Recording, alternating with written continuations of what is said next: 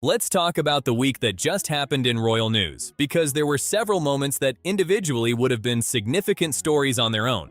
Put them together and they tell a much larger story about where things are actually heading. And it is not in the direction Harry and Meghan have been trying to steer the narrative. 4 separate threads this week. Charlotte Griffiths dropping major truth bombs about the William-Harry situation. The question of King Charles's health and what the realistic timeline actually looks like. Meghan's appearance at a Netflix event that was not what it appeared to be. And a genuinely alarming development in Harry's court case against the Daily Mail that deserves far more attention than it has received. Let's go through all of it properly, because each piece connects to the others in ways that the individual headlines do not make clear. Start with Charlotte Griffiths. For anyone not fully up to speed, Charlotte is a royal correspondent for the Daily Mail and GB News. And she has been at the center of a significant story this year after messages between her and Prince Harry became public. Those messages confirmed what a lot of people had been saying for a long time about the nature of their relationship.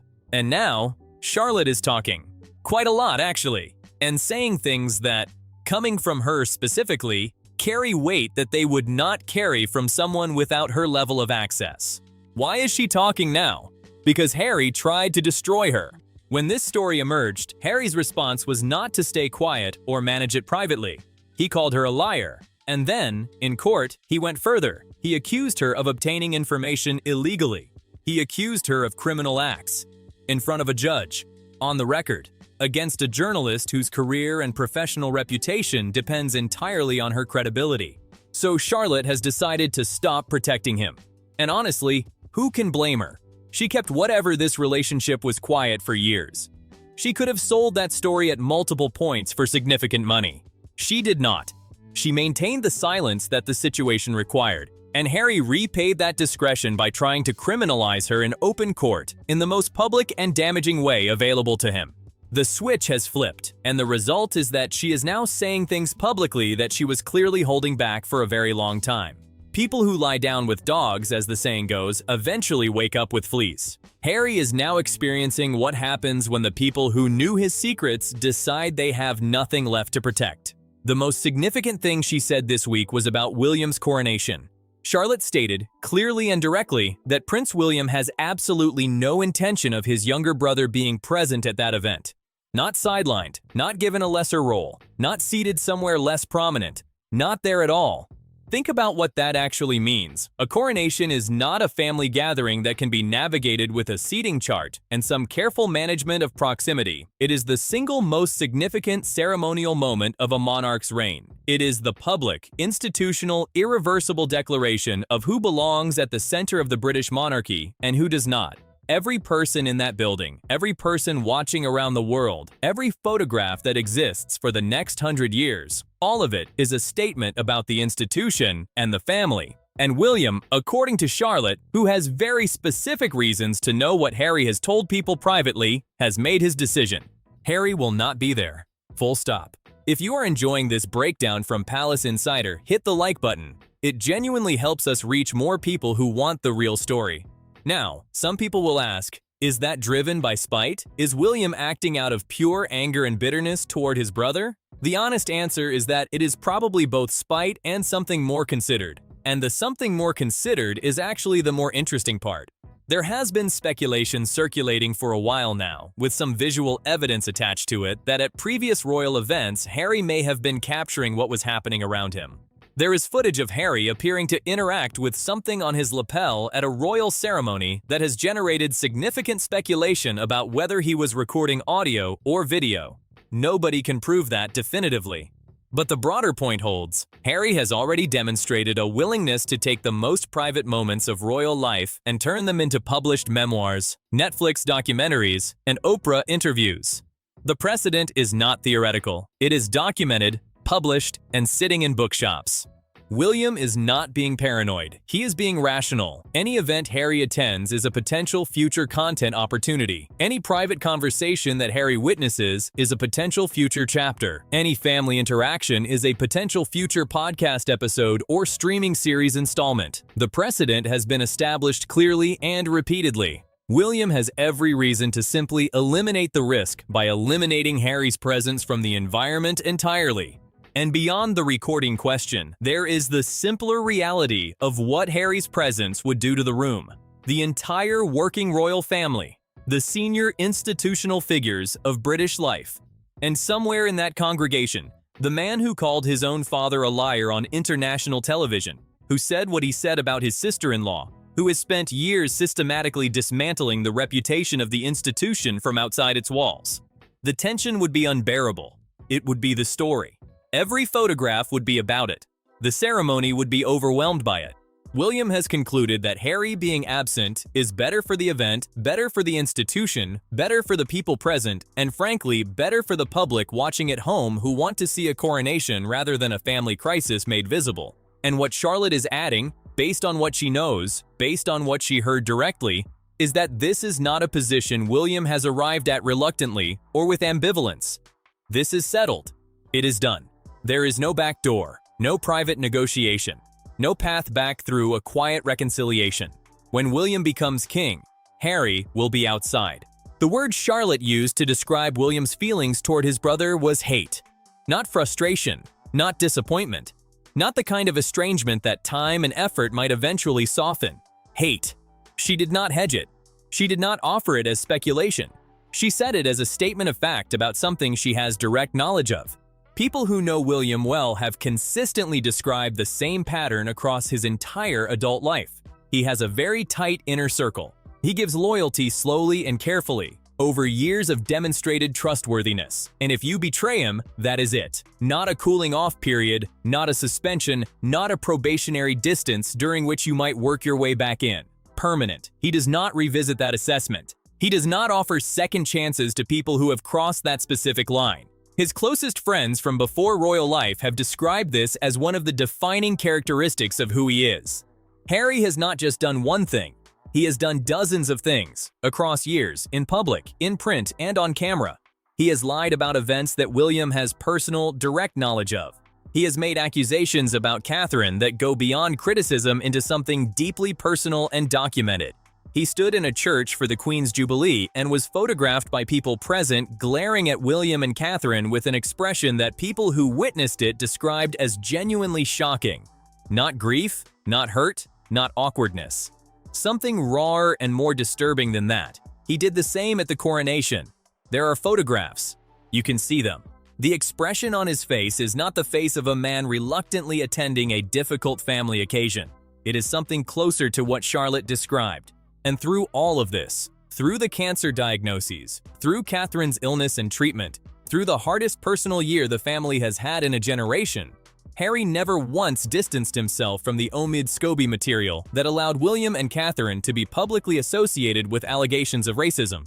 He said nothing. He issued no statement. He allowed that narrative to circulate, to be discussed, to be treated as credible, while the two people it most directly targeted were going through cancer treatment. That is the complete picture of what William is working with, and it is the picture that has produced the conclusion Charlotte is now describing publicly. Now, let's talk about King Charles. Because the question of the succession timeline, when William actually becomes king, is not something that can keep being treated as a distant hypothetical. And this week brought new information that makes that timeline feel considerably more immediate than the official messaging has acknowledged. Hugo Vickers, one of the most respected royal historians alive, has published new material with a specific detail that deserves attention. He describes Prince Philip fighting an inoperable form of pancreatic cancer for approximately 8 years before his death. A battle kept almost entirely private, managed quietly, with the full knowledge of the family and the palace, but without public acknowledgement until it was no longer concealable. The relevance to Charles is specific. What we know of his own diagnosis is that it is not the kind of cancer that responds to a clear course of chemotherapy followed by remission and recovery. The treatment is ongoing and long-term. There is no clean endpoint being projected. And the photographs of Charles over recent months, to anyone looking without the filter of what the palace communications team wants you to take from them, show a man whose health is not trending upward. The state visit to the United States and Bermuda being planned involves, according to people with knowledge of the medical situation, a deliberate pause in treatment to allow him to make the trip. Think about what that means in practical terms. You do not stop cancer treatment for convenience. You stop it when the alternative, The optics of a king who cannot be seen performing his constitutional duties publicly is judged to be worse than the medical risk of the pause. Queen Elizabeth II lived by the principle that you have to be seen to be believed. She performed her public duties right up to the final days of her life, including receiving Liz Truss as Prime Minister 2 days before her death. Charles has absorbed that same understanding of what the role requires, and he is applying it to his own situation in ways that should give people pause about what those decisions say about his current state. Charles will live with this cancer for the rest of his life. That has effectively been acknowledged by people who know the situation. The framing is not about recovery. It is about management and duration. And the duration question is the one that William and the institution around him are now factoring into every significant decision about the future of the monarchy. That is why the Charlotte Griffiths reporting lands with particular weight this week, because everything she is describing, the coronation decision, the restraining order framing, the permanence of William's position on Harry, all of it is predicated on a situation that may arrive sooner than the public is being prepared for. William is not making theoretical plans for a distant future. He is making practical decisions for something that the people closest to the situation are treating as a near-term reality, and the decisions he is making are final ones. There is no provisional quality to any of this. When William becomes king, the informal protections that have shielded Harry from harder institutional consequences, the parental love of a father who cannot bring himself to act decisively against his own son, those disappear entirely. William does not have the same emotional equation. What Charles has found impossible to do, William will find straightforward. Completely straightforward. Before we continue, subscribe to Palace Insider and leave a comment below, because the conversation in the comments has been genuinely great this week. Now, Meghan, because this week had one of the more revealing public moments she has generated in a while, and it requires some unpacking. She showed up at Ted Sarandos's event for the Netflix series Beef. There were photographs everywhere, very visible warmth between Meghan and Ted Sarandos, and between Meghan and his wife Nicole Avant, hands clasped, laughter, the kind of physical closeness that signals genuine personal connection rather than professional courtesy. Some commentators covered it as proof that every negative story about the Meghan-Netflix relationship was wrong, that the warmth on display was evidence of a relationship in rude health. Here is what is actually happening. Ted Sarandos wants to promote Beef. It is a show he genuinely believes in and has personally championed. It stars Carey Mulligan, an actress he can fully get behind, with the kind of career and critical reputation that gives any endorsement credibility. The second series is coming, and he understands with perfect clarity that having Meghan Markle photographed laughing at his event, clasped to his wife's hand, apparently intimate with the people at the very top of Netflix, that generates headlines. That generates conversation about Beef. That makes people who have been following the Sussex Netflix drama suddenly interested in a show they might otherwise have overlooked. Meghan got used. She showed up thinking this was a rehabilitation moment, a public restatement of the relationship, proof that the reports of a strained dynamic were wrong, proof that she still has warm personal access to the most powerful person at the network that has been one of her primary post-royal revenue sources. What she actually provided was a human prop at a promotional event for a show that is not hers, featuring a star who has the track record and genuine talent that Meghan has spent years trying to present herself as having. Ted Sarandos never hosted this kind of event for With Love Meghan. That show was, by every internal Netflix assessment, a problem before it aired and a disappointment after it did. But he can use Meghan to generate coverage for Beef. She will show up because she needs the association, and he gets the publicity without the liability. He gets his photographs, she gets her photographs. And the underlying reality, that he has a lawyer present on every call with her, that he unfollowed her, that the Netflix relationship has been downgraded to a single salvaged scripted project, that reality remains completely unchanged. It is almost too perfect as a metaphor. The appearance of warmth, the performance of closeness, the photographs that suggest everything is fine. And underneath all of it, a relationship that has fundamentally changed from what it once was, carefully managed so that the surface image never quite tells you what is actually going on. Now let's get to the most genuinely alarming story of the week, which was almost completely overshadowed by the Australia developments and the Netflix stunt. It concerns Harry's court case against the Daily Mail. specifically an interview with a man called Glenn Mulcair. For anyone not familiar with the name, Mulcair was central to the original News of the World phone hacking scandal. He was one of the primary operatives involved in illegal information gathering. He pleaded guilty. He served time. He is, in the most direct terms possible, someone with first-hand expertise in how illegal press intrusion actually works. And he was brought in as a witness for Harry's side in the case against Associated Newspapers. In an interview that received far less attention than it deserved this week, Mulcair described how his witness statement was handled by Harry's legal team. The statement was pre-drafted. They wrote it and presented it to him for approval. His role was to review it, add things he thought were missing, remove things that were not accurate. But when he tried to make the corrections he felt were necessary, when he pushed back on what he described as a convenient but not accurate narrative, he encountered resistance. There seemed to be a problem, as he put it, with him challenging the pre-drafted statement. He described having too much to add in and too much to take out. He said the statement he was given was strong but not weighty, meaning it sounded compelling but lacked the specific contextual detail that would make it genuinely credible. And when he tried to provide that context or to remove things that were simply wrong, the process became difficult.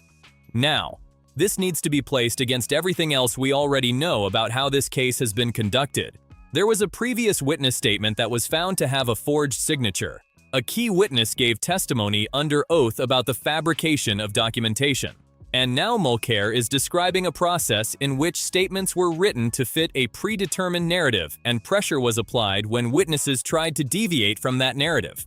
The picture this assembles, piece by piece, is of a legal operation that was not primarily interested in the truth as its witnesses actually experienced it. It was interested in constructing a specific account, then finding people to attach their names to it, then managing those people when they failed to cooperate fully. Harry's legal team denies any illegality. David Sherborne denies everything. But the pattern across multiple witnesses is consistent, and consistency matters. The brutal irony of all of this should not be understated. Harry brought this case in the name of press accountability. He presented himself, publicly, repeatedly, on international platforms, as a man fighting to expose illegal practices in the British media on behalf of every victim of press intrusion everywhere. He positioned himself as the person willing to go through the painful process of litigation because the public interest demanded it and because he wanted to make the press accountable for what it had done. And what has emerged during the case itself is a documented pattern of deeply questionable practices coming from his own side. Forged signatures, pre-drafted statements, witnesses who describe being pushed toward narratives they did not entirely believe, under oath testimony about fabricated materials. The Mail and its lawyers had an enormous amount of evidence about what was happening on Harry's side of this case, and they used it, and it has been devastating not just legally but reputationally in ways that no eventual verdict will fully undo. Because a verdict addresses a specific legal question, reputation is built from the accumulation of everything people have seen and read and formed views about over years. And the views being formed about Harry's conduct in this case, among people who are paying attention, are not flattering. Harry will try to distance himself if this becomes fully unmanageable.